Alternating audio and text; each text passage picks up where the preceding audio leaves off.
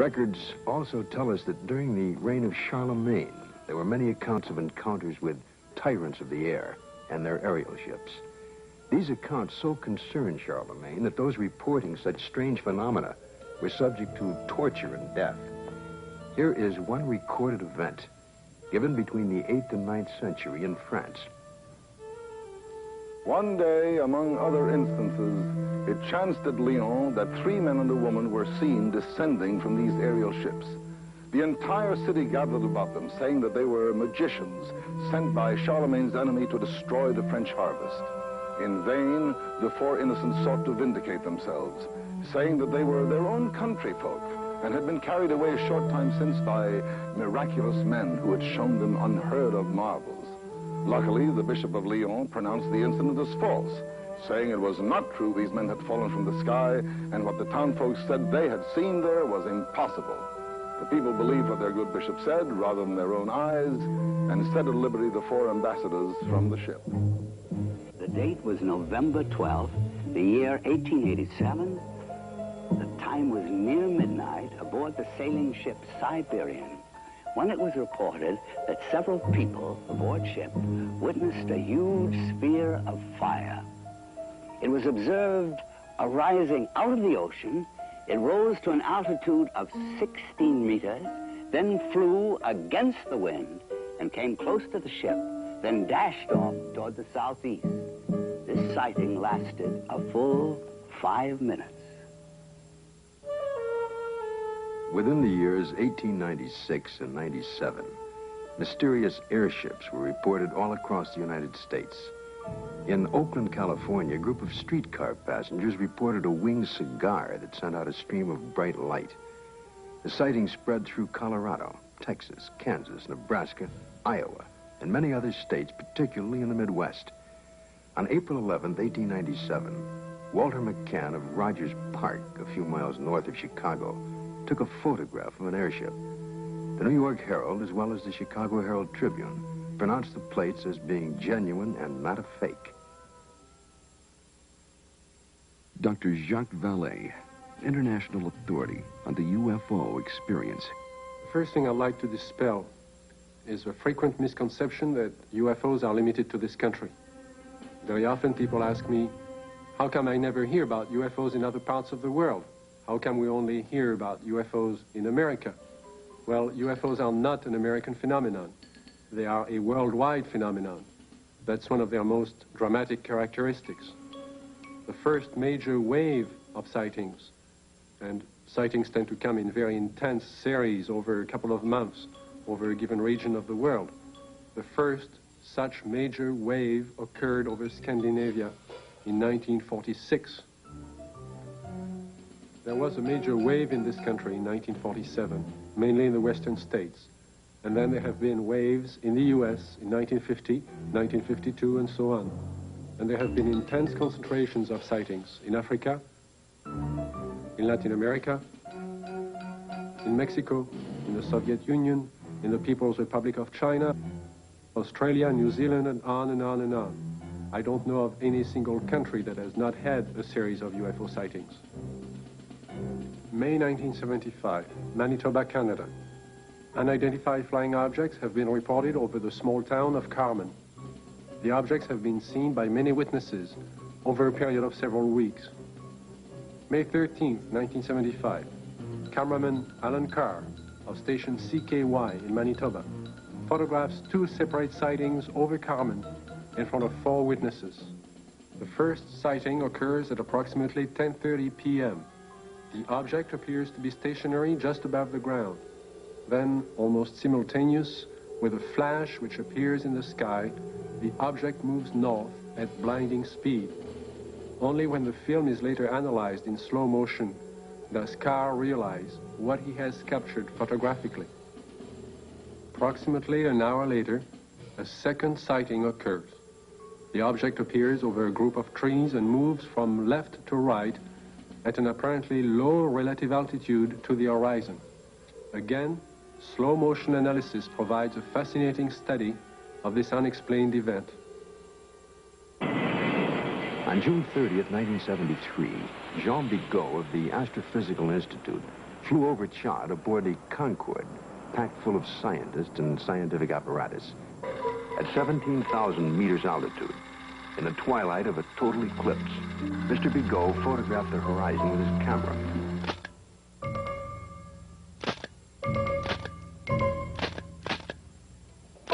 When the photo was enlarged, one of the slides showed what you're now seeing. If you look closely at this photograph, it resembles exactly what has been cited by many Americans during 1973 and 74. Although NASA takes no official position as to the UFO phenomena and their probable explanation, nevertheless, there remains on the record several unexplainable sightings by Gemini, Apollo, and Skylab astronauts. The first sighting occurred during Gemini 4 in June of 1965. Astronaut Jim McDivitt suddenly spotted a cylindrical object with arms and antenna.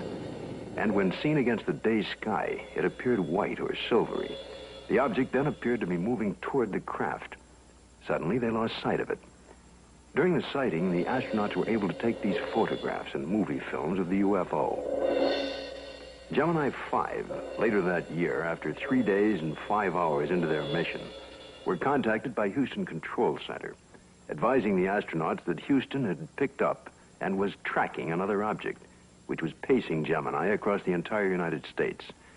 They estimated the UFO between 2,000 to 10,000 yards from the craft, and as large as the Gemini craft itself. Because of the limitations of viewing area aboard their capsule, no visual contact was made. Radar continued to track the object until they passed the Ascension Islands in the Atlantic. It then disappeared. Gemini 10 crew, Collins and Young, picked up objects traveling together in orbit. A positive identification has to date not been made. This photo was taken during the Gemini 11 flight on the 18th revolution, 27 hours and 47 minutes after liftoff. September 13th, 1966.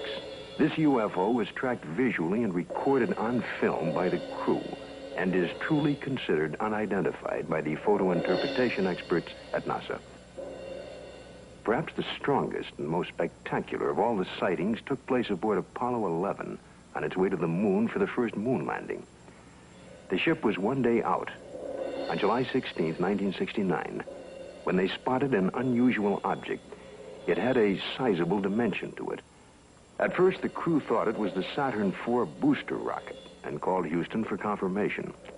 Houston informed them the booster in question was some 6,000 miles away. The object remains unknown. During the Skylab 3 second manned flight, on the 23rd day of 1973, at sunrise, a series of 4 exposures were made by the crew of a visually sighted unidentified flying object, or satellite, as considered by the NASA Photo Interpretation Laboratory. The Skylab crew noticed a large star-shaped object, brighter than a planet or star. They watched it for about 10 minutes. They estimated its distance as from 30 to 50 nautical miles from Skylab. It, too, remains an unknown, despite North American air defense and NASA's attempt to identify it. And that it is time that world governments officially acknowledge. Among the thousands of military men in recent times who lost their lives while in the service of their country, the circumstances surrounding Captain Mantell's death are indeed extraordinary.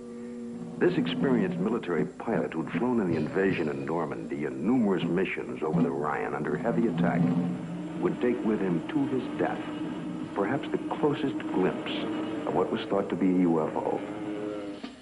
The date is January the 7th, 1948. The time is 2 o'clock in the afternoon here at the Godman Air Force Base, just outside of Louisville, Kentucky. A Kentucky state policeman calls in to report what he has sighted. It's an unusual aircraft, circular in appearance, approximately 250 to 300 feet in diameter. I'd say it's moving westwardly at a pretty good clip. Any information? Negative. I will check with our commanding officer. Instructions were given to contact nearby Wright-Patterson Air Base to see if they had any experimental aircraft up in that area. Flight test. We have no experimental aircraft in the area. The reports still continued to come in from adjoining towns. At 1:45 p.m., it happens. It's very white and looks like an umbrella. I don't know what it is. Through the binocs, it appears to have a red border at the bottom at times and a red border at the top at times. At approximately 2:30 p.m., a flight of Air Force P-51s come into view. The base commander decides to contact the flight leader, Captain Mantell. This is Godman Base Commander. Roger, Godman Tower. This is NG-869, flight leader, over. NG-869 from Godman Tower. We have an object out south of Godman here that we were unable to identify. We'd like you to take a look for it. Roger, I will take a look for you if you give me the correct reading. Mantell moves ahead of its wingman. The tower advises the flight leader to correct his course 5 degrees to the left to 210 degrees from Godman Tower. Godman Tower, this is flight leader NG-869, Captain Mantell. Object traveling at half my speed and directly ahead of me and above, and I'm closing in to take a good look. Can you give us a description? It appears metallic and to be of tremendous size. I'm going to 20,000 feet. The other pilots level off under 15,000 feet and start down. At approximately 3:15 p.m., Godman Tower loses sight of the UFO. 5 minutes later, the report came in that Captain Mantell's plane had crashed. He was found dead. His watch had stopped at 3:10 p.m. that afternoon. What was it that caused this experienced pilot to become intrigued with an object that he would unwittingly give his life pursuing? 6 months later, a cylindrical-shaped object giving off a phosphorescent glow was to be sighted in the night sky over Robins Air Force Base in Georgia. At 2:45 a.m., Captain C.S. Childs and First Officer J.B. Whitted were piloting a routine Eastern Airlines flight number 576 from Houston to Atlanta. When Whitted reports, we sighted an object coming toward us. This strange object had a stream of red fire coming from its tail, and I could see it was much larger than anything I had seen or read about. Childs then notices that the object had no wings supporting it. It passed us on the right side. Its speed was about 700 miles per hour. And both men get a very good look at this unusual object. It was about 100 feet long, shaped like a cigar. As it passed, they clearly saw 2 rows of windows, an upper and lower, that were large and square. During that evening, there was a third witness, the one passenger who was awake on that Eastern Airlines flight, Clarence McKelvey. I was startled, frightened. A male steward came to me and said, "I notice you've been looking out the window. Will you talk to the pilot?" And I said, "Well, of course." The pilot came down with his clipboard. He was visibly shaken. He told me that he had been a flyer in the war and had covered so many million miles of flight and had never seen anything like this before. What was it that I saw? I saw this object. It was cigar-shaped. It had a row of windows. Behind them, it was lit. Out of the rear was a cherry red flame. This hair-raising experience was witnessed by 3 aircraft, a passenger, and ground observers added more corroboration. The conclusion of an air intelligence report was that the object remains unidentified as to origin, construction, and power source, and goes into the record classified as unknown. This is the Pentagon, Washington, D.C. And this man is Colonel Bill Coleman. He was Chief of Public Information for the United States Air Force from 1969 to 1974. It was here at the Pentagon that the Defense Department first became interested in the UFO phenomenon. This occurred in the late 1940s, with reports about objects and lights seen in the sky by military personnel and others. The Air Force decided to investigate the matter anyway. There was that one possibility that these flying objects could well be foreign weapons used for test purposes and might affect our national security. The investigative branch was called Project Sign. The project had only been underway for about 2 weeks when the Mantell crash had made headlines across the nation. The staff's investigation was far from complete, but public pressure was enormous, and they were forced to come up with an answer to really quiet growing speculation that Mantell had been killed by hostile aliens and some flying saucer. That's when we decided that Mantell had chased the planet Venus. However, this was an initial finding. The Chills and Whitted case had an impact on the Air Force project. It presented the first close-up account by highly reliable witnesses. The object described led some of the staff to postulate an extraterrestrial theory. And they wrote up an estimate of the situation, which at the time was classified top secret, suggesting that the saucers were from outer space. This theory was rejected by the Air Force Chief of Staff, General Hoyt Vandenberg, and even other Project Science staff members as not having enough proof. So the extraterrestrial visitation idea was dropped for the time being. It's been said in jest that if these UFOs are from other worlds and they wanted it to be known, all they'd have to do is land on the White House lawn. But an incredible incident too quickly forgotten in time took place over our Capitol. In 1952, Air Force spokesman for the Pentagon and UFOs at that time, Mr. Al Chop, relates the famous incident that stirred the Capitol, causing a request from even President Truman to be kept up to date on all the details. There were radar reports of unidentified flying objects over the nation's capital. We had 3 reports. One came from Andrews Air Force Base radar control room, and 2 from the radar controls at Washington National Airport. The first sightings consisted of a number of unidentified targets picked up on radar. Then a call was placed from National to the Andrews Air Force Base flight controllers. They were apparently tracking the same targets. Then Andrews reported a visual observation of 3 objects that were apparently in the same position as those indicated by our radar sets. The targets stayed on radar until about 12:30 a.m. They moved slowly at first, about 100 to 200 miles per hour. Then one of the targets sped away at a fantastic rate of speed. It moved west from Andrews toward Riverdale. Army 142. The estimated speed was 7,300 miles per hour. At this time, in the tower, we had about 7 targets on the radar scope.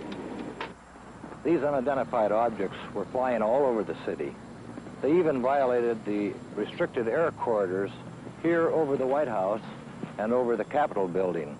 The phenomena wasn't to subside. The following Saturday night, July 26th, a repeat performance unsettles the Capitol again.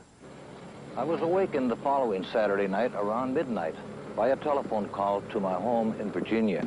It was the public information officer for the Federal Aviation Authority. He told me the air traffic control radars were again picking up a large number of UFOs over the Capitol area. First they would follow a definite flight path, and then they would suddenly disappear. Others would come into view just as suddenly. I placed a phone call to the command post in the Pentagon, and I asked for an intercept. About 2:40 a.m., we got a radio call from a flight of F-94s, 2 aircraft in the flight. They also, at about that moment, appeared on our scope. And at that moment, a very frightening thing happened to us. All of our unknown traffic completely disappeared the moment those aircraft came on the scope. The flight leader called in and said, well, it doesn't look like we're going to do any good here, so we're going to go back to base. And at the very moment those aircraft disappeared, all of our unknown traffic appeared again on our scope. And again, it was a very frightening experience. We called Andrews Air Force Base, and they reported exactly the same thing happened to their scope. At 10 a.m. on the morning after the sighting, General Landry, at the request of President Truman, called intelligence to find out what was happening over Washington.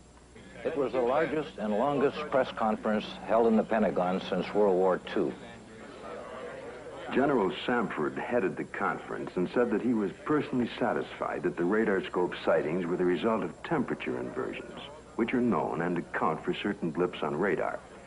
Although this was the conclusion of the Air Force investigations, interestingly enough, the actual report begins with this opening comment. A study of the various reports regarding the subject. Radar sightings do not allow a positive and final explanation to be made.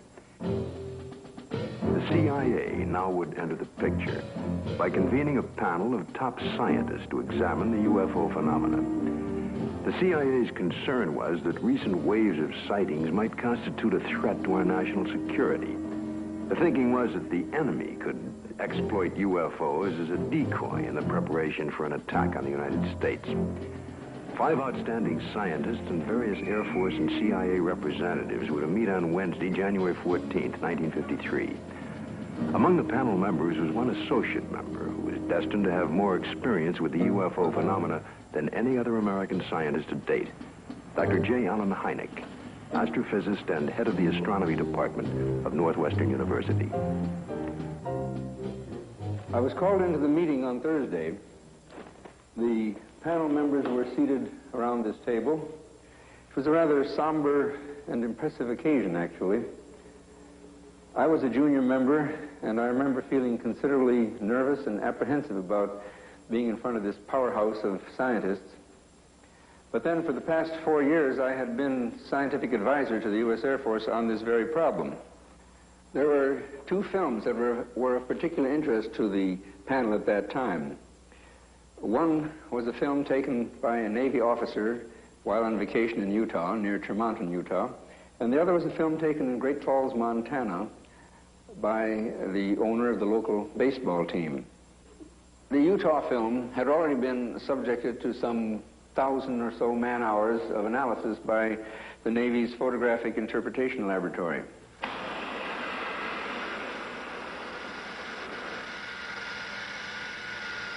So the panel got up from their chairs and crouched around the wall to examine the films, and they asked to have the films run several times, as a matter of fact.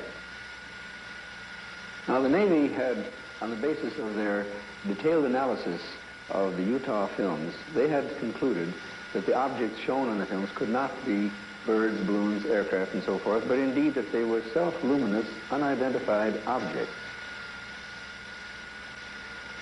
Despite this conclusion, the panel rejected it and concluded that the objects were birds. They couldn't be unidentified, therefore they had to be birds. I came away from the meeting and from the room with the distinct feeling, however, that the panel had deliberately moved to debunk the whole subject and not to give it the serious scientific attention which it deserved. It seems the CIA was to become involved in the UFO phenomena again, in a most unusual way.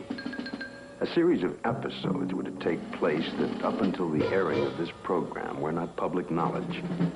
The events were so bizarre that it's hard to conceive they happened to individuals associated with such no-nonsense organizations as the Office of Naval Intelligence and the CIA. This man is retired Lieutenant Colonel Robert Friend, U.S. Air Force, and former head of Project Blue Book. Friend, now on the management staff of Celesco Industries Incorporated, which builds and launches missiles for defense testing purposes. Friend now relates this most unusual experience. It was 1959 when I was invited to attend a briefing in the security portion of this building. It seems a retired Rear Admiral had information, and that it is time that world governments officially acknowledge in Upper Maine that purported to have established contact with extraterrestrial beings. 2 naval intelligence officers were sent to investigate. The naval officers met with the woman, and she went into a trance, supposedly to establish contact with the purported extraterrestrials. And then they asked her scientific and technical questions that a woman of her education could not possibly know the answers to. Yet, as the questions were put to her, she was able to answer easily with seeming telepathic help from these purported extraterrestrials. According to the report, she indicated there was an organization, OEEV, which meant Universal Association of Planets, and that organization had a project, UNZA, meaning Earth, which was being conducted. Then an unexpected turn took place. One of the naval officers was informed by the woman that they, the extraterrestrials, were willing to answer questions directly through him, a naval commander and intelligence officer with no prior experience in telepathic communication. he took over and attempted to write down the answers to questions put to him by his fellow naval officer. The word traveled back quickly to Washington officials and the very skeptical CIA. Nevertheless, there was no reason to totally disbelieve the report of this highly respected Navy commander. Questions were put to him, such as, do you favor the government, religious group, or race? And would there be a third world war? The answer to both was no. The group then asked if they could see a spaceship, and the commander, still in a trance, told them to go to the window and they would have proof.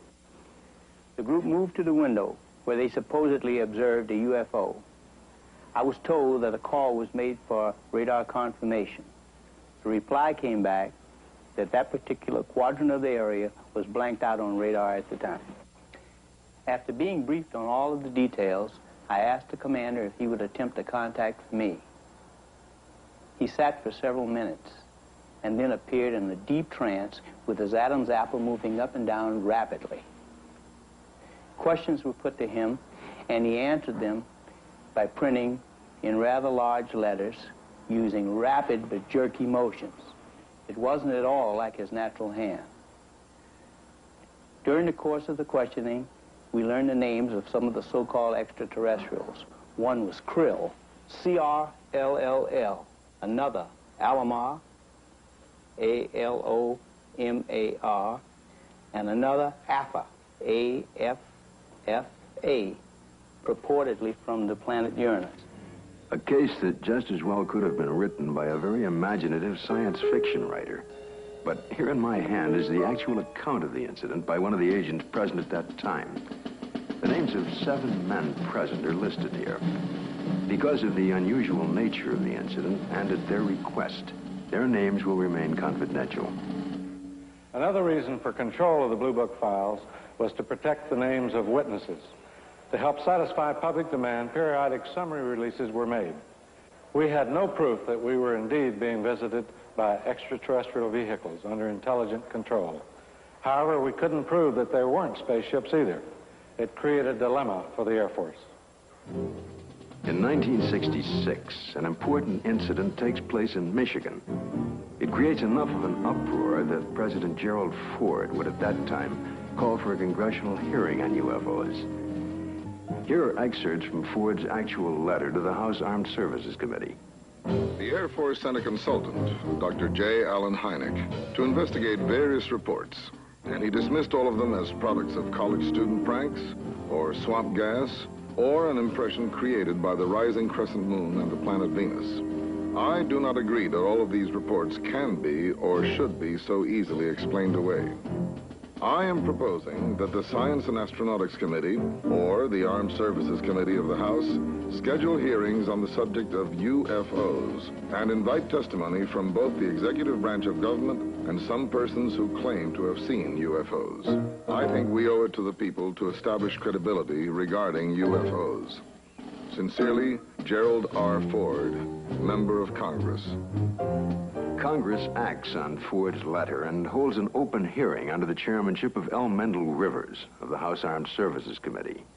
Only 3 persons are invited to testify. The Secretary of the Air Force, Dr. J. Allan Hynek, and Project Blue Book head at the time, Colonel Hector Quintanilla. Hector Quintanilla relates the events and reports of the unusual sighting that led up to the congressional hearing. There were 2 sightings, one at Hillsdale and the other one here at Dexter. Based upon the original reports from the Sheriff's Department, it all began at 8:35 p.m. on March 20th, when Frank Manor, who used to live over there, reported to the Sheriff's office that he had seen a strange object in the swamp over there.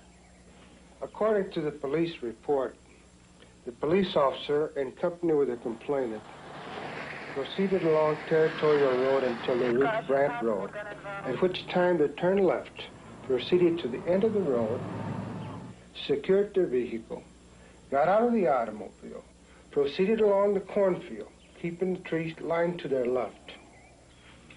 Then they crossed an open field to the creek. They crossed the creek and reached this point, which was their vantage point, and observed the object. Frank Manor described the object as brown in color, quilted, with a porthole in the center, sort of flat on the bottom, cone-shaped towards the top. Two small lights, one at each end. One glowing bluish green, the other one a brilliant red, with a glow at the bottom. Well, of course, by the time I arrived, the situation was so charged with emotion that it was impossible for me to do any really serious investigating. I had to fight my way through reporters to interview the witnesses. Other sightings were reported over the area, and a solution from Dr. Hynek and Major Quintanilla seemed in the offing. Well, the pressure was mounting for an official explanation.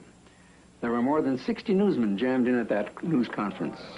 I gave what I thought to be at that time the only scientific explanation possible for the faint lights in the swampy area. I made the statement that it could be swamp gas, and even though I went on to emphasize that I couldn't prove it in a court of law, that was the full explanation for these sightings.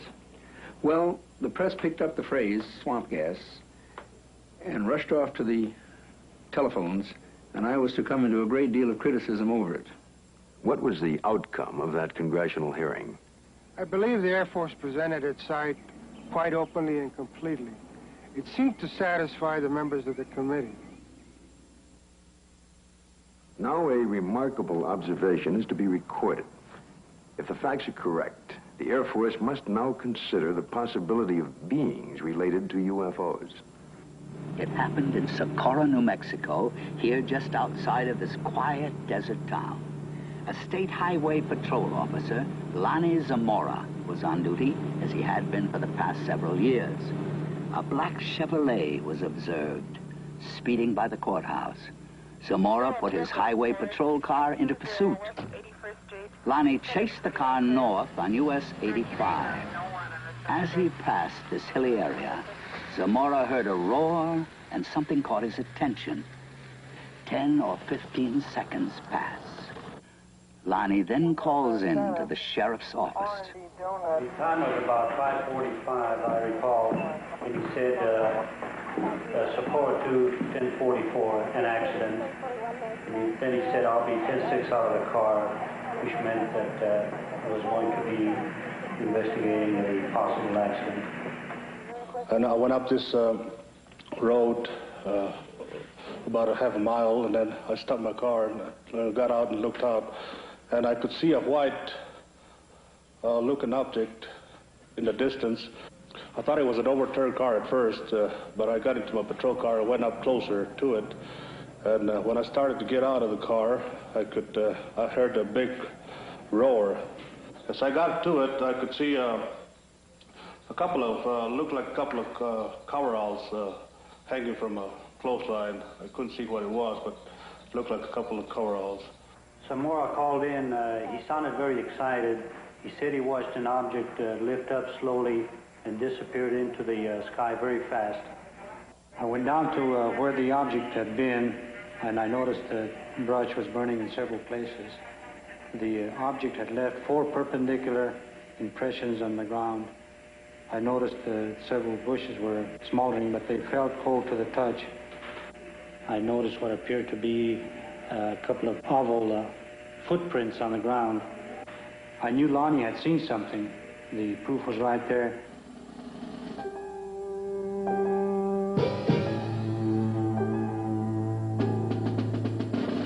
The incident was very interesting, to say the least. It seems to differ from practically all the earlier cases we investigated from one standpoint. The vehicle had left pod marks. There was an insignia observed by Lonnie Zamora on the side of the craft. The insignia was unidentifiable, not American nor Russian. And last of all, the observation of these 2 people in some sort of suit. But what did the investigation turn up? What was the official Air Force estimation of the situation? We went over the case completely. We had soil samples tested at the Air Materials Laboratory. The burnt bushes were analyzed for propellant residue.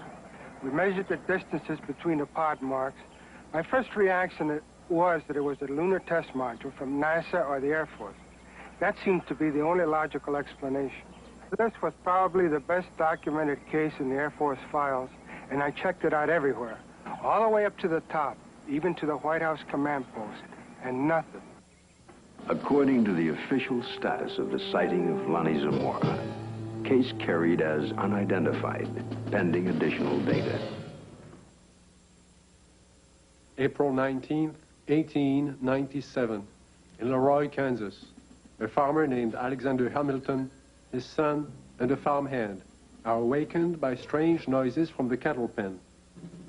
Going outside, they discovered, to Hamilton's utter amazement, an enormous airship with a brilliant searchlight is slowly descending over the cow lot.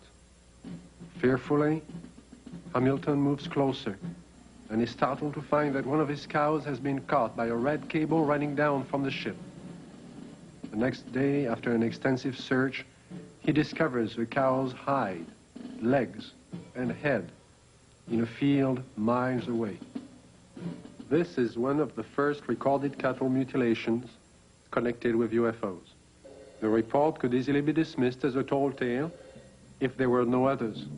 But since then, thousands of bizarre animal mutilations have been discovered, not only in this country, but in Africa, Australia, Brazil, and many European countries, in fact, all over the world.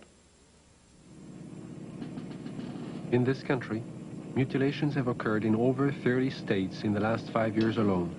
Frustrated ranchers and law enforcement officials have come to recognize the classic signature of the mysterious mutilators.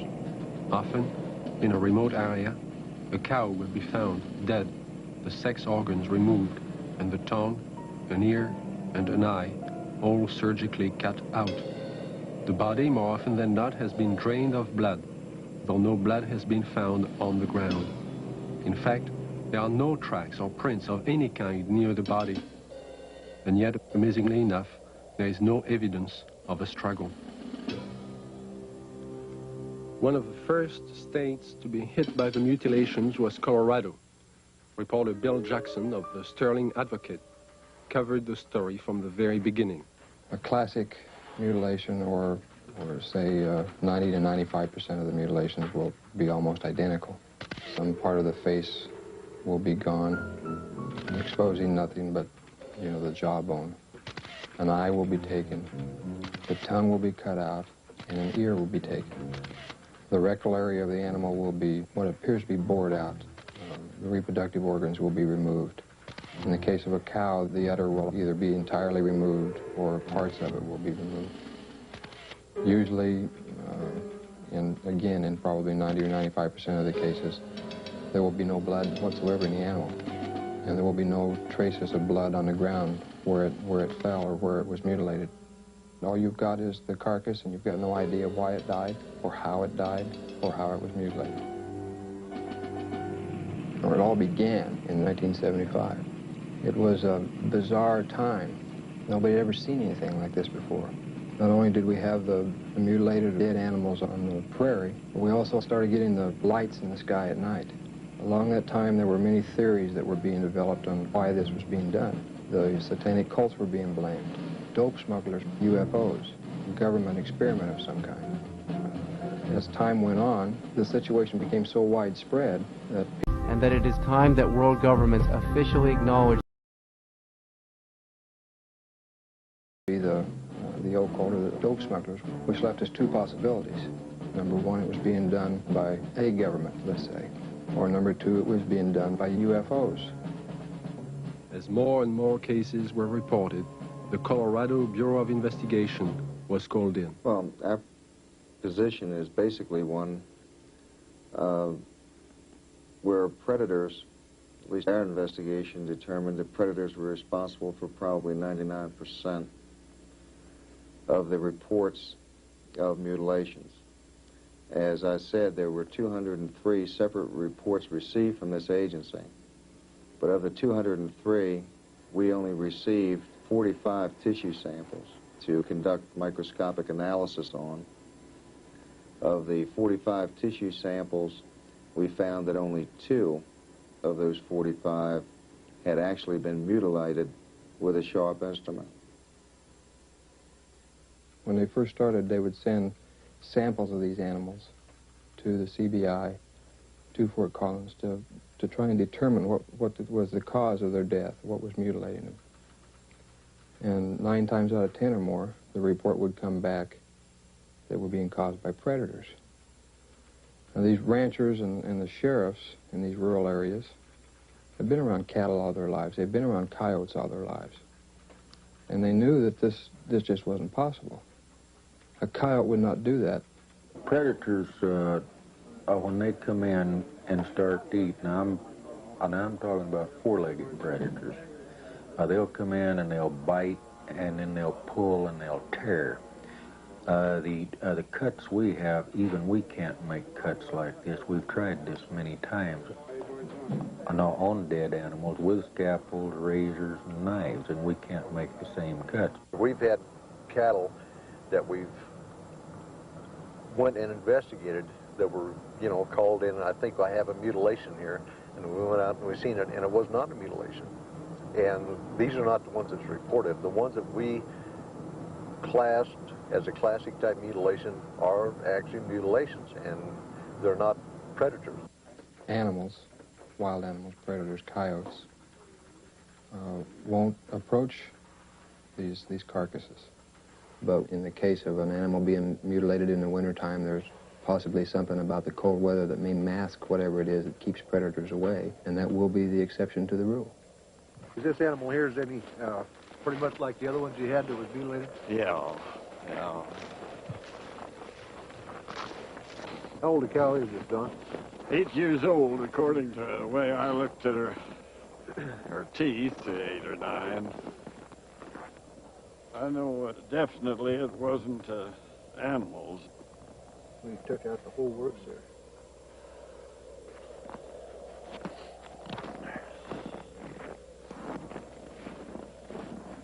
Don, now on this critter here, how this looks like a real incised wound.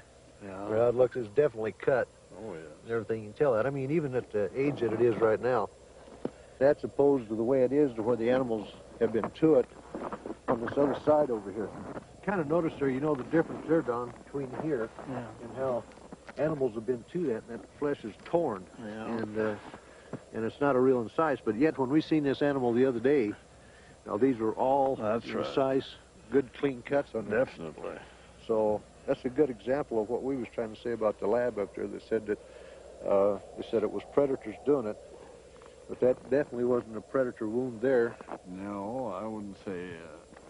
Well, it looks like they went clear from the navel here, clear back in underneath here, and took the whole bag and out of the whole works out, and they cored down into the rectum, the whole rectal area, and looks like it got back into some of the reproductive organs back in there. As the mutilations and the sightings of the lights in the sky continued, it got to a point to where ranchers in the northeastern part of the state began arming themselves. They weren't getting the results they wanted from state authorities. They were concerned for their families, and they never knew when they might be next. They began patrolling their pasture land, watching over their herds at night. The lights from the sky, when they got too close to a herd of cattle, the ranchers shot. Well, I think everybody was a little edgy. Right. Everybody started carrying high-powered rifles. I don't know what good it would have done, but everybody was awfully nervous. I'm completely convinced that there's something there that's not normal. There's a lot of questions that are unanswered, I'm sure, and hopefully someday maybe somebody will figure it out. Unidentifiable lights in the sky have appeared in virtually every area of this country which has been plagued by cattle mutilations. But no explanation has been found for these strange sightings. There are some who believe that these objects in the sky are responsible for thousands of mysterious cattle deaths which continue to this day.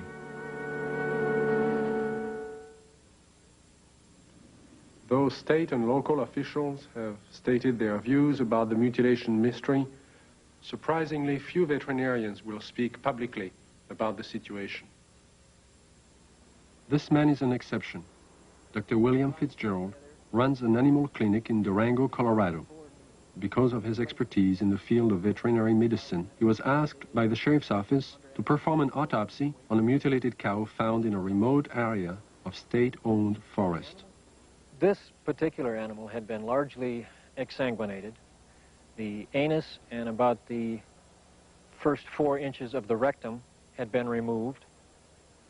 The preputial skin and the last 2 or 3 inches of the penis had been severed flush with the body wall. The left eye had been removed, and the last 1/3 of the tongue had been cut.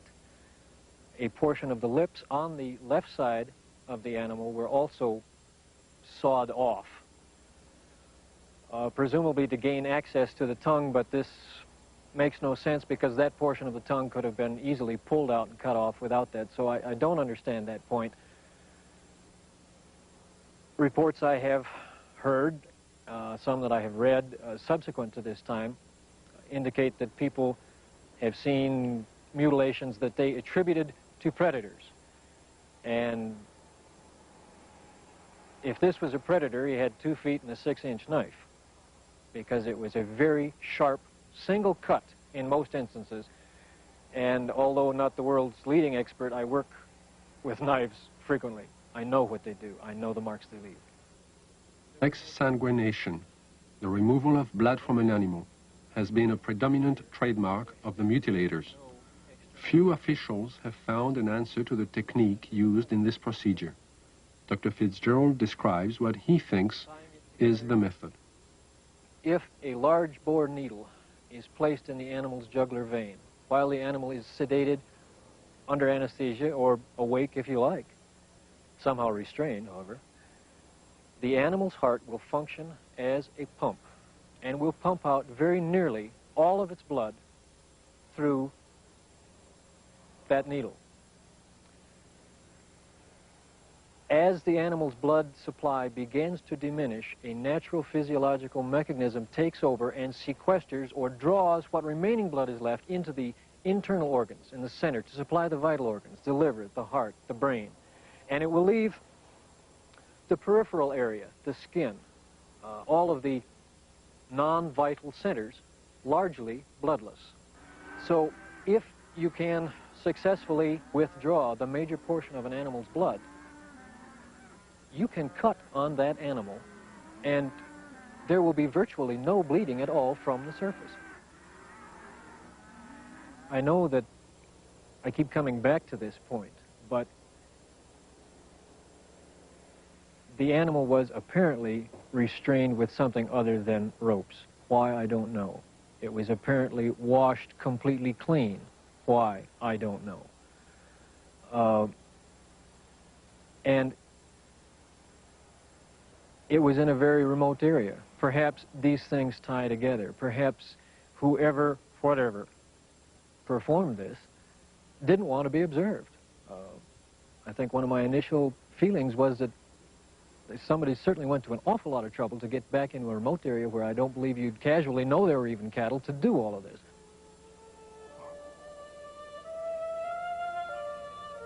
Dulce, New Mexico, similar to the plains of Colorado in its isolation, but nestled among rolling hills and small mountains, is the land of the Jicarilla Apache. Tradition is strong here. Indian women weave intricate baskets and create delicate beadwork. The men preside over tribal business and raise cattle. And here, as in Logan County, the night sky has been lit with the glow of unknown flying objects, and cattle are found mutilated. Officer Gabe Valdez of the New Mexico State Police and retired scientist Howard Burgess, who pioneered the development of Kirlian photography in this country, periodically pool their knowledge and expertise in an effort to solve the mutilation mystery. Officer Valdez describes how it all began. It was in 1976, June the 14th, when we first had one of our cattle mutilations here in Dulce. The cattle that was mutilated belonged to Mr. Manuel Gomez. Any time that we do find one that it's not too decomposed and it's fresh enough for us to do some tests, well, I do call on Mr. Burgess because he has a lot of knowledge in the field of science that is very helpful to me in conducting my investigations. Howard Burgess had a theory that some of the cattle had been marked prior to their mutilation with something which would show up under ultraviolet light but be invisible to the naked eye. Late one night, he and Valdez conducted an experiment and found that out of 80 head of cattle, 5 were indeed marked with a powdery white substance, visible only under ultraviolet light. So we took ultraviolet with some special filters and ran the cattle through it, and what appears to be markings glowed under ultraviolet. It's invisible to the normal eye, but under ultraviolet it does glow. Then we removed the hair from the region that does glow, and we removed a control sample.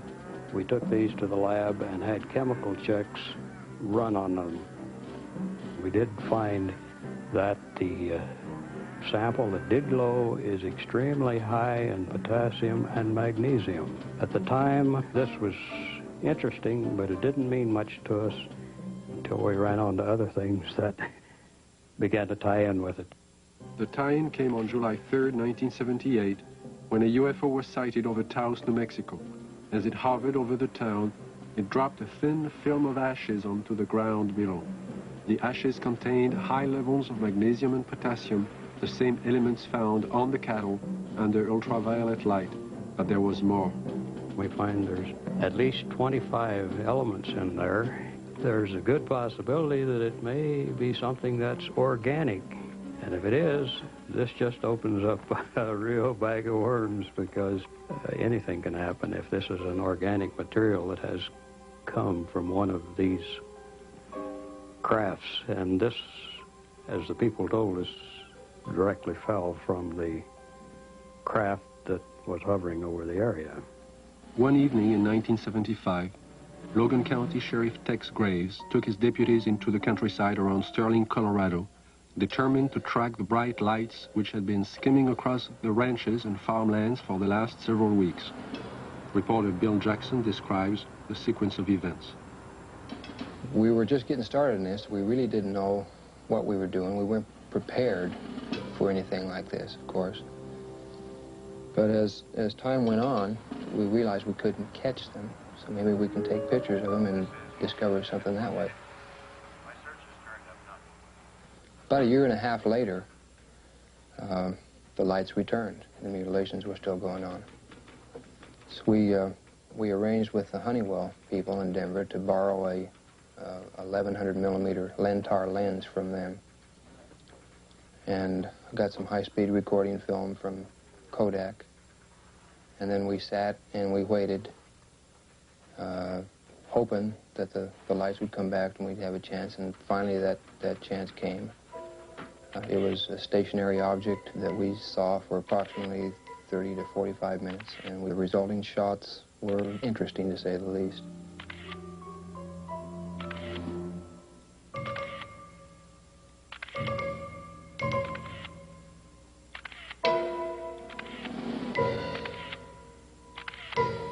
Shortly after these final exposures, the object just disappeared. It was almost like somebody hit a light switch and it was there no longer.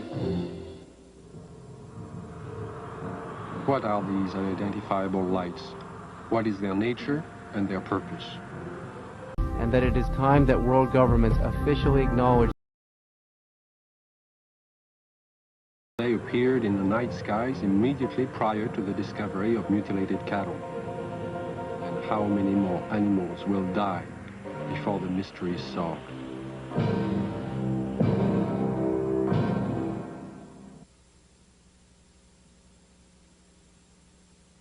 In 1974, I received a call from a woman who had a strange story to tell. One night, as she and 3 friends were returning to Los Angeles from Lompoc, California, they encountered an unidentified light in the sky. Thinking at first it was a helicopter, the friends paid little attention. When the object began to fly in unusual patterns at extremely high speeds, the passengers soon realized they were dealing with something out of the ordinary. What happened next is best told in the woman's own words. Helen is a fictional name. Her real name is being withheld at her own request. I saw it come into the sky from the top of the mountain range and go straight up and do a 90-degree angle toward us, and I called it to the attention of Don, John, and Sue. And they saw it too, and it was there. I was not on dope or alcohol or anything like that. And it started doing really erratic things in the sky. It was a small white light and very easy to see. We were not mistaking anything. It came over to the car, flipped over and went around on the other side toward the other hills and came back, settled above the car. By this time, because it was so close, it was 8 lanes of freeway, at least in diameter and even a little wider, saucer-shaped, a very white, luminescent light emitted from the entirety of it. The ship stayed above us, out in front of us, about a minute or two, and we watched it, and none of us were saying a thing. And we just kept driving, and it kept staying in front of us. And then out of the perimeter of it, closest to us, came 4 white beams of light, very much like funnel-shaped, smaller at the perimeter, and they descended upon us and came around each one of our bodies. And out of each one of our bodies, we started to float into that beam of light. The best description would be molecularly being dispersed. And when I looked over at Don and Sue and John, their bodies, their legs and their bottoms are still on the car seat, and their heads and their shoulders and their chest molecules were going through the roof of the car, along with mine. We didn't lose consciousness while this happened. We were completely conscious of going through the roof. And the bottom molecules of our body were coming through too, and we were about 3.5 or 4 feet outside the car, going toward the ship, and we hit an energy field, a strong one, and we remembered nothing. Next thing I did remember, we were coming back, the same process, going back into the car. It wasn't until several years later that Helen realized she had experienced more than she remembered. Mental images, which she couldn't explain, caused her to visit a specialist who put her through a memory regression. In this relaxed state, Helen recalled the evening in question and described in detail the experience of being taken aboard the UFO. I came to, and standing in front of me was a very tall man with whitish hair, kind of bronze, beautifully tan type of skin. And he had a long type of robish gown on, and he was looking at me, and very, very friendly. And he said he supposed I'd like to know what we were doing here. And I looked around, and I did want to know. There was a huge room that we were in that had a hallway off in front and a hallway off to the side. And there were round, curved hallways. The room was very light. Iridescent light radiated all over, but you didn't see a light bulb anywhere. In fact, you didn't see hardly anything except for the swivel chairs we were sitting in. And he proceeded to help me up. And then we walked together over to the screen in front of us, across the room, and he showed us some information, pictures, and it was very cordial and very easy to talk with. The man spoke to me in English, but concurrent with everything he said was a great deal of telepathic communication, and it was completely peaceful feeling. It all made sense. He showed us a screen with many images on it that clarified some of the things he was saying. He also said that he'd been around with the other people there for thousands of years, and that they had been picking up people and giving information to people for the use of putting it into this world, into this society, to bring about a lot of better changes. And the interesting thing was that there are some people, he indicated, who we know and read about, who were given information by him. This is what he told me. And there was no fear. That's predominant, I think, in everything. From this large room where we first came on, the man led me down into a couple other rooms. And the one that's very interesting was more or less in the center of this ship, and it was a room full of dials and full of men dressed in more form-fitting clothes, whereas the one who met me had a type of ambassadorial robes on. And these guys had more like turtlenecks and Levi's. They were still white, soft, iridescent, and very comfortable looking. And they were working. There was plenty of dials, and there was lots of screens, types of scopes there, and they were doing things. very involved. None of them paid any attention to us. They kept their work. After he had taken me to these rooms, we were walking again down the hall to go back to the car. And while we were walking, I remember telling him, you know, nobody's going to believe me. And he said, he's a really nice doctor, and he goes, it doesn't matter if anybody believes you. And there was a purpose to being told these things. And what I had learned and what John and Sue had learned, too, had its purpose. And he was very kind and very cordial. You could meet him on the street almost and not even feel anything unusual. And then we came back to the room, and we were put back in the car the same way as we were taken out. And just this tremendous sense of peace, and that there was a lot more going on than we had originally thought. In December of 1969, amidst great public controversy, the Condon report from the University of Colorado was finally out.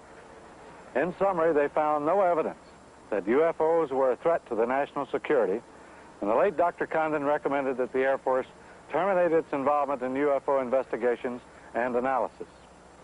In 1969, the Air Force officially disbanded Project Blue Book and the study of the UFO phenomenon. The conclusions of Project Blue Book were: 1, no UFO reported, investigated, and evaluated by the Air Force has ever given any indication of threat to our national security. 2, there is no evidence submitted that sightings categorized as unidentified represent technological developments or principles beyond the range of present-day scientific knowledge. And 3, there is no evidence indicating that these unidentified objects are extraterrestrial. The files of over 12,000 cases were placed into storage. But the ubiquitous UFO wasn't to be influenced by this government position. Incidents were to continue, with daily reports of flying objects finding their way into the news media. In the closing months of 1973 and early into 1974 alone, there are over 1,000 unrelated and unsolved reports of UFOs from across the United States. Delaware State News, Dover, Delaware, October the 16th, 1973. Dover. 3 women on their way to the market saw it. At the same time, the crew of the Delaware State Police helicopter saw it. 2 airline pilots flying over Dover reportedly saw it. Flight controllers at the Dover Air Force Base saw it. Southern Illinois and Carbondale, Illinois, October 18th, 1973. It didn't make any noise, Don said. It had red and green flashing lights on the front and back.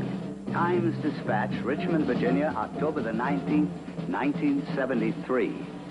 It was hovering, and we parked there on U.S. Route 15. About 2 hours and watched it. Walla Walla, Washington, January 30th, 1974.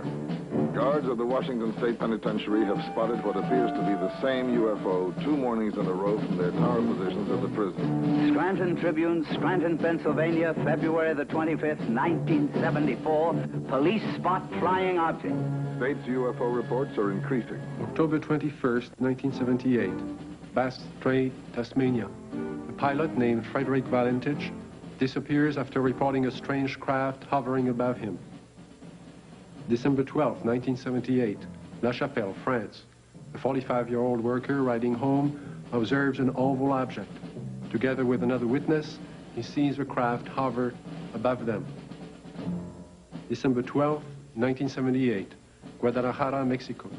2 luminous saucer-shaped objects are reported by residents, then by a police officer.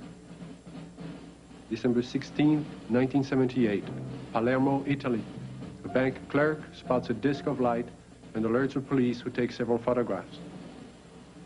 January 2nd, 1979, Wellington, New Zealand. A veteran pilot and a newsman film 7 objects. January 4th, 1979, Jerusalem. Police on duty see 3 mysterious objects at high altitude. January 5th, 1979, Johannesburg, South Africa. A woman and her son report seeing half a dozen occupants in front of a brightly colored craft on a lonely country road. Ordinary people are seeing something all over the globe. But what have the experts seen? NORAD and the Air Force do have extremely sophisticated equipment, and by use of the phased array radar facility, surveillance is maintained on objects in space. But the system is only designed to track things like rockets, satellites, and man-made debris, objects with specific trajectories and which hold an orbital or flight velocity of approximately 4.8 nautical miles per second. This system is designed to discriminate between objects in space. For example, it will ignore a meteor entering the Earth's atmosphere, but will quickly spot a satellite as it begins re-entry.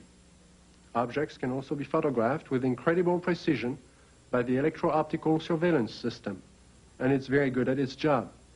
However, it's not designed to photograph everything, just specific items and particular missions. The sky is so vast, it is virtually impossible to wait for, track, and photograph all unidentified phenomena. There is just not sufficient time or budget. So it is not really accurate to say that our sophisticated equipment and personnel are able to identify and examine any and all UFOs. On the contrary, they are programmed to study man-built machines, and only that. Among the many reports of UFOs in late 1973, one incident would stand out because of the credibility of the four witnesses. This is Major Coyne, Army helicopter pilot, his co-pilot, Lieutenant Arrigo Jetsi, Air Medic Sergeant Healy, and Robert Janacek. These men had just finished their annual flight physical early that day and were found fit and sound of mind. They would take off from Port Columbus Airport about 10:30 p.m. But what was about to follow, and the subsequent report they filed, would put to the test the credibility of these men. Approximately 8 miles east of Mansfield, our crew chief, Sergeant Robert Janacek, observed a red light on the east horizon. Did you gentlemen see the same red light? Yes, I did. Our helicopter was flying on a northerly heading. We were flying at an altitude of 2,500 feet. He indicated that the light seemed to be facing the helicopter, moving along in a parallel direction with our aircraft. Which direction from the helicopter was the out? Moving, it was to our right, to the right side of the helicopter, and it was moving with us as we were heading north towards Cleveland. And at this time, he indicated that the light changed its direction, was coming directly at the helicopter at the same altitude. And as the helicopter was maintaining a speed of 90 knots, the object came at a terrific speed from the horizon. We estimated 15 miles. Visibility was reported 15 miles that night. Did you gentlemen see the object at this time, after it had been pointed out by the sergeant? No, not at that time. I was flying left seat or co-pilot, and visibility from that seat from an object approaching from the right is rather limited. So I was having a difficulty seeing the object. And it was for that reason that Major Coyne did take the aircraft or the controls from me. I grabbed the controls from Lieutenant Jetsi because I thought it was going to hit us. I braced for impact. With that, I pushed the collective down to get the helicopter to start to descend. I then looked at the altimeter. It was showing 1,700 feet, and we were descending 1,000 feet a minute. The helicopter began to descend, and as this object came at the helicopter, it seemed to descend with the helicopter. When the helicopter went down, the object came down, but it still came directly at our broadside, as if to hit the helicopter from the right side. And that it is time that world governments officially acknowledge. Did anyone else see the object at this time? Yes, I was watching it come on out of the east horizon. And the only thing I felt was when the skipper took over the controls and we started to auto-rotate down, and I'd never been involved in a mid-air collision, so I was just watching this thing come at us. It was at this time a light came, swung 90 degrees from the UFO towards the helicopter, and it came in through the front of the plexiglass, and the entire cabin inside turned green from the light. It was a pyramid-shaped type light that beamed down and came through the front of the helicopter. How long was your aircraft bathed in this beam? The light that came into the cockpit apparently lasted only for a few seconds, but it was enough time that I observed the red instrument panel lights utilized for night flying to be absorbed by the green light. Was it possible for you to determine the outline of this object against the star background? Yes, sir. It was a cigar-shaped object, like a symmetrical airfoil with the dome on it. It was a solid object. It was a metallic structure to it. And you could see lights reflecting off the structure, and you could not see any of the stars or behind the object itself. Well, while all this was going on, what was the attitude of the helicopter? Apparently, when we were supposed to be descending at 2,000 feet a minute at 100 knots, we were climbing at 1,000 feet a minute with the controls still established for a descent. And we went from 1,700 feet up to 3,500 feet and topped out at 3,800 feet. I would like to stress one important fact, and that is there is approximately 20 years of Army aviation experience between the 4 men on board the helicopter that night. We have been trained to follow procedures and regulations in reporting incidences, regardless of how they're accepted. And we tried to follow those procedures. And we reported the incident as it occurred and have avoided any speculation on the subject. While our government's official position is not to speculate on this subject, we can choose to let our minds explore other possibilities, to use our imaginations. For if we consider that astroscientists agree on one point, that the possibility of life elsewhere is not only quite probable, some feel it is there without a doubt. Let us suppose then that these objects are real space vehicles, extraterrestrial in origin, and not an illusion of the mind. Perhaps we can begin to accept such ideas as various reported UFO shapes and configurations by looking at our own aviation history. We have, in 71 years, devised dozens of aircraft shapes, from propeller-driven biplanes to lunar modules to date.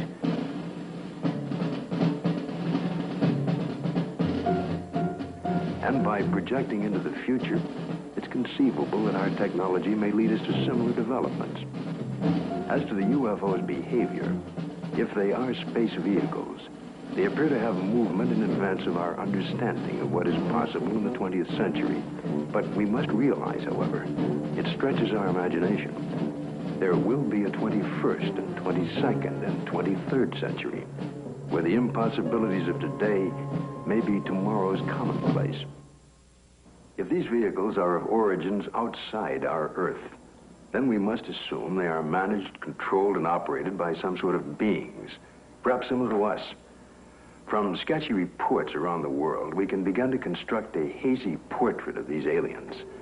Reports indicate ashen, pale, white skin, perhaps with a thin protective membrane over them. Eyes large, far apart, with a wraparound appearance. Nose indefinite, 2 small breathing holes. A slit mouth, or small, or no opening at all. Behavior, cautious, curious, firm. Ability to paralyze on touch. Sounds emitted. Humming. Oohs in a foreign language or some accent. Buzzing as if electronic from their head and chest. Wearing head protection or overall body protection. We just might not be scientific and technically sophisticated to the extent that's necessary in order to recognize what is the real evidence in this, in what we have collected. I think we should also think of other possible hypotheses. Suppose there are such things as interlocking universes, where forms of matter which don't mesh with ours except under strange conditions. To assume that we are on the level of intelligence that would of necessity be visiting us, if they have the ability to come here, there may be no common bridge of understanding. There may be attempts at communication and we don't recognize it as communication. We must always be aware of the fact that we may be testing the wrong hypothesis. As for instance, in the days when people talked about stones falling from heaven, that was testing the wrong hypothesis. Meteorites do exist. The phenomenon exists, but they're not stones that fall from heaven. They're stones that the Earth collides with when they're in orbit around the sun. It's arrogant, egocentric, egotistical for us to think that we are the highest intelligences in the universe. I think that's completely preposterous. As far as the extraterrestrial intelligence is concerned, I believe it's out there. We have not been able to come up with a logical explanation. At least our scientists have not. The only plausible explanation that would explain all of these sightings is the theory that these could be intelligently controlled vehicles controlled by an alien species, alien to this planet. How would the public react if this event were true? To find the answer, Dr. Leon Festinger of the New School for Social Research consulted a number of prominent social psychologists from several universities across the United States. You must realize that social scientists can only make educated guesses about reactions to such a new and startling event. But nevertheless, certain behavior can be predicted. Dr. Aronson of the University of Texas points out that many people already have strong beliefs about the existence or non-existence of extraterrestrial beings and are committed to these beliefs. Dr. Walser tells us that if these extraterrestrial beings were advanced beyond us, we would probably gain technological information from them, that many Americans may worry that their benefactor will demand something in return, constant gratitude or acknowledgement of their superiority. As far as panic is concerned, most of my associates agree that it wouldn't happen unless there were, one, an imminent danger with no escape or chance to protect oneself, and two, it resulted in loss of contact with family or primary groups. And last, there is also the question of longer-term effects. What would happen over many years? One social psychologist suggests that it might help to unite the world. If the visitors from space prove to be an enemy, he suggests, then we would unite as one species to drive the invader away and then to live in peace thereafter. We've so far talked of the past and the present, but what are the possibilities of the future? It seems almost certain that if other beings more advanced than ourselves do inhabit other sectors of the universe, then it's quite probable there will come that day, that moment in time, when official contact will be made. Let's look at an incident that might happen in the future, or perhaps could have happened already. The premise is that contact is made by extraterrestrial beings with representatives of the United States Air Force at Holloman Air Force Base in the deserts of New Mexico. The day is clear. It's about 5:32 a.m. at Holloman Air Force Base. Traffic light. One recon plane is on the field ready for takeoff when Sergeant Mann is given a report of an approaching unidentified craft. Yeah, Bill, no, nothing on the law. I'll repeat it again. Unidentified approaching objects on coordinate 49er, 34 degrees southwest, following range and around. Can I go northeast down with the Army helicopter? Probably a stray civilian, maybe. Keep me informed. I see him over there. Check with Edwards. Make contact with him, Bill. This is Holloman Air Force Base Control Tower. Identify yourself. What's your tail number? You're encroaching on military airspace. Warning, identify yourself. You're in a restricted military air corridor. Call the base commander. Base commander's office, Sergeant Whitmore speaking. Yes? Yes, hold on. Colonel, for you. This is Colonel Horner, yes? Yes, an unidentified vehicle. You warned the aircraft again? 142, turn left. What's its shape? Check Edwards. Civilian patrol? Okay, all right. Sound a red alert. Unidentified aircraft approaching. Hey, Bill, give me a quick check with Wright Patterson Intelligence. There may be an experimental craft from somewhere, I don't know, here. Alert the fire chief and security and safety.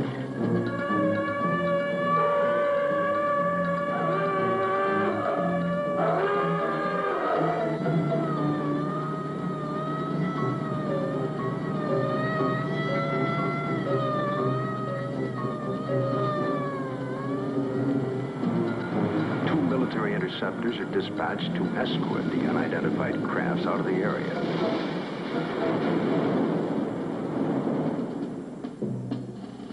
During a routine photographic mission, a tech sergeant and staff sergeant of the base photographic team were aboard a helicopter at the time and run off several feet of film of the three objects, one of which breaks away and begins a descent. A second high-speed camera crew on the ground runs off approximately 600 feet. The cameras continue to roll as the extraordinary vehicle comes into view. It hovers, almost silently, about 10 feet off the ground for nearly a minute and yaws like a ship at anchor, then sets down on 3 extension pads. The commander and 2 officers, along with 2 base Air Force scientists, arrive and wait apprehensively. A panel slides open on the side of the craft.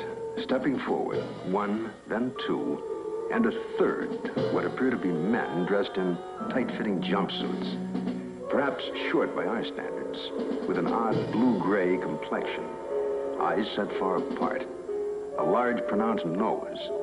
They wear a headpiece that resembles a rope-like design. The commander and the 2 scientists step forward to greet the visitors. Arrangements are made by some sort of communication, and the group quickly retires to an inner office in the King 1 area. Left behind stand a stunned group of military personnel.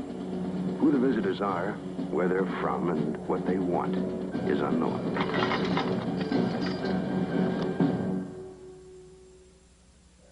We now have a new challenge, perhaps the most monumental in recorded history. The opportunity to investigate a phenomenon that could change our destiny. Through the study and understanding of the UFO phenomena, we may discover a new energy force, or how to use it, or it could lead to an understanding of our relationship to life throughout the universe. And if there are beings from distant advanced societies, we may be privileged to see a revelation, a look at ourselves 1,000 years in the future. And perhaps at this very moment, located in another galaxy, somewhere in infinite space, other beings raise similar questions and discuss the possibilities of life outside their planet and talk about Earth as part of their plan